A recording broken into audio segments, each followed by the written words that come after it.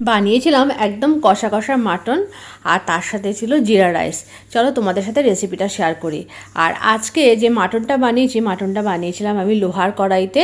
আর মাটনে আমি কোনো রকম কিন্তু লাল লঙ্কার গুঁড়ো বা লঙ্কা বাটা মানে লাল লঙ্কা বাটা ইউজ করিনি। আমি সম্পূর্ণ কাঁচা লঙ্কায় রান্নাটা করেছি এবং তাতে কিন্তু খুব সুন্দর কালার এসছে। সেটা রান্নার উপরও ডিপেন্ড করছে। আর আরেকটা হচ্ছে লোহার কড়াইতে রান্না করার জন্য। তার জন্য আমি এখানে মাটন নিয়ে নিয়েছি। মাটনটা হচ্ছে প্রায় 900 গ্রাম মতো মাটন আছে।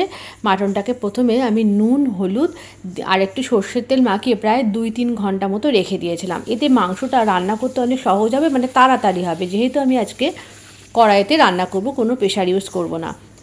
আর আমি লোহার কড়াই নিয়ে নিয়েছি, কড়াইতে দিয়ে দিয়েছি সর্ষের তেল। তেলটা ভালো মতো গরম হয়ে গেলে প্রথমে বেশ বড় বড় করে কেটে রাখা আলুগুলোকে দিয়ে একটু নুন আর হলুদ দিয়ে ভেজে নেব।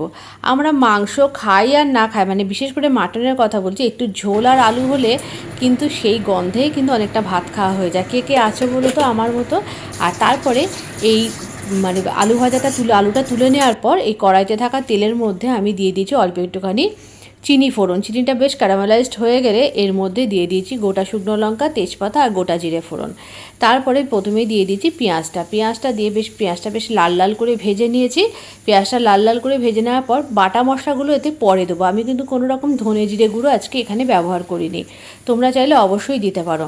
তারপরে যে ম্যারিনেট করে রাখা মাংসটা নুন হলুদ মাখিয়ে রেখেছিলাম সেটা দিয়ে দিয়েছি, আর দিয়ে দিয়েছি একই সাথে 3-4টে টমেটোগুলো গোটা দিয়ে দিয়েছি। টমেটোগুলো কষতে কষতে টমেটোগুলো গলে যাবে। এরপর ঢাকনা চাপা দিয়ে প্রথমে মাংসটাকে বেশ কিছুক্ষণ 10-15 মিনিট মতো রান্না করে নিয়েছি। তারপরে এর মধ্যে বেশ কিছুটা পরিমাণ পেঁয়াজ বাটা দিয়েছি। পেঁয়াজ বাটার সাথে একেবারে মাংসটাকে ভালো করে প্রথমে মিডিয়াম টু লো ফ্লেম এটাকে কষিয়ে নিয়েছি। কষিয়ে নেওয়ার পর মানে এদিকে আদা রসুন বাটাটা কিন্তু আমি একটু পরের দিকে দিয়েছি। দেখছো মাংসটা বেশ অনেকটা কিন্তু রান্না হয়ে গেছে। এরকম ঢাকনা চাপা দিয়ে দিয়ে মাংসটা বেশ অনেকটা সময় রান্না করে নিয়েছি। তারপরে এর মধ্যে আদা লঙ্কা রসুনের পেস্টটা দিয়ে দিয়েছি, মানে কাঁচা লঙ্কা দিয়ে রান্না করেছি। আর তারপরে ভালো করে মশলার সাথে মাটনও কষা হবে, মশলাটাও কষা হবে। এই যে আদা রসুনের পেস্টটা একটু পরে দিয়েছি, এতে না রসুনের ফ্লেভারটা খুব সুন্দর থাকে আর মাংসটা না খেতে অনেক বেশি ভালো হয়। দেখো মাংসটা কিন্তু বেশ কষানো হয়ে গেছে। লবণটা দিয়ে দিয়েছি স্বাদ অনুযায়ী, কেননা প্রথমে মাংস ম্যারিনেটের সময় আমি কিন্তু ম্যারিনেশনের সময় লবণ দিয়েছিলাম, সেই জন্য পরে লবণটা চেক করে দিয়েছি।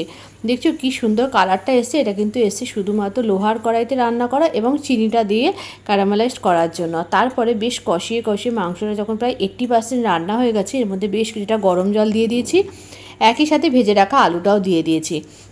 এরপরে ঢাকনা চাপা দিয়ে দিয়ে গ্যাসের ফ্লেমটা আস্তে করে মাংসটাকে বেশ রান্না করে নিয়েছি। মাংসটা কিন্তু একদম রান্না হয়ে গেছে। নামানোর আগে শুধুমাত্র একটু গরম মশলাগুলো আর একটুখানি ঘি দিয়ে দিয়েছি। কেমন লাগলো আজকে এই মাংসর রেসিপিটা অবশ্যই কিন্তু জানিও। মাটনটা কিন্তু বেশ খেতে ভালো হয়েছিল, আর ওপর থেকে কয়েকটা চেরা কাঁচা লঙ্কা দিয়ে দিয়েছিলাম। কি সুন্দর কালার এসছে দেখো। আর আমি কিন্তু কোনো রকম আজকে মাটনের মধ্যে চর্বি ইউজ করিনি, কারণ মাটনের চর্বি থাকলে কিন্তু বেশ তেলে হয়, কিন্তু সেক্ষেত্রে এখানে আজকে মাংসটা চর্বি ছাড়াই রান্না করেছি। কেমন লাগলো রেসিপিটা অবশ্যই কিন্তু কমেন্ট করে জানিও। গরম ভাতের সাথে রুটির সাথেও কিন্তু খুব ভালো লাগবে। আমি জিরা রাইস বানিয়েছি, তাতে কি আছে, তোমরা গরম ভাত দিয়েও পরিবেশন করতে পারো। এরকম নিত্য নতুন রান্নার আপডেট পেতে অবশ্যই অন্তরায় পেজের সাথে যুক্ত থেকো। আবার দেখা হবে পরবর্তী ভিডিওয় নতুন রেসিপির সাথে।